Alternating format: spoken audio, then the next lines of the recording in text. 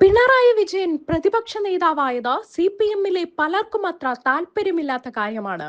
പാർട്ടിക്കുള്ളിൽ നിന്ന് തന്നെ കടുത്ത വിമർശനങ്ങളുമായി നേതാക്കൾ രംഗത്ത് വരുമ്പോഴും CPM തിരുത്താൻ തയ്യാറല്ല. കനത്ത തോൽവിക്ക് കാരണമായ പിണറായി വിജയനെ തന്നെ വീണ്ടും പ്രതിപക്ഷ നേതാവാക്കിയാൽ പാർട്ടിക്ക് കേരളത്തിൽ വളർച്ച ഉണ്ടാകില്ല എന്നാണ് നേതാക്കളും പ്രവർത്തകരും പറയുന്നത്. എന്നാൽ പിണറായി വിജയനെ പ്രതിപക്ഷ നേതാവായി തിരഞ്ഞെടുത്തതിൽ പുനഃപരിശോധനയില്ലെന്ന് CPIM സംസ്ഥാന സെക്രട്ടറി MV ഗോവിന്ദൻ തന്നെ വ്യക്തമാക്കി. സംസ്ഥാന കമ്മിറ്റിയുടെയും സെക്രട്ടേറിയറ്റിന്റെയും ഏകകണ്ഠമായ തീരുമാനമാണ് PBയുടെ അംഗീകാരം വാങ്ങിയതാണെന്നും ഇനി പുനഃപരിശോധന ഇല്ലെന്നും MV ഗോവിന്ദൻ പറഞ്ഞു. പാർട്ടി യോഗങ്ങളിലെ വിമർശനങ്ങൾ എന്ന് പറയുന്ന പലതും മാധ്യമ സൃഷ്ടിയാണ്.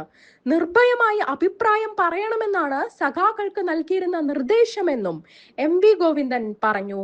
CPIM സെക്രട്ടറിക്കെതിരെ ഉയരുന്ന വിമർശനങ്ങളിൽ തങ്ങളെയല്ലാതെ പിന്നെ ആരെ വിമർശിക്കാൻ എന്നാണ് MV ഗോവിന്ദൻ ചോദിച്ചത്. പരിയത്തുകാവിലെ ഭൂമി ഒഴിപ്പിക്കൽ നീക്കത്തെയും MV ഗോവിന്ദൻ വിമർശിച്ചു.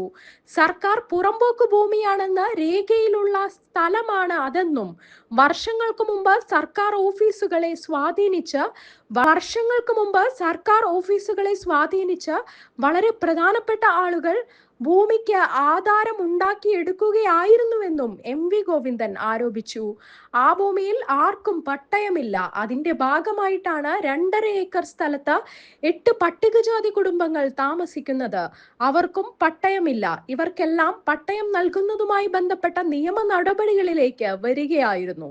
കക്ഷി രാഷ്ട്രീയ വ്യത്യാസമില്ലാതെ പുറമ്പോക്കിൽ താമസിക്കുന്ന പാവപ്പെട്ട മുഴുവൻ ആളുകൾക്കും പട്ടയം നൽകണമെന്ന് പതിറ്റാണ്ടുകളായി മുന്നോട്ട് വെച്ച പ്രസ്ഥാനമാണ് കർഷക തൊഴിലാളി പ്രസ്ഥാനം.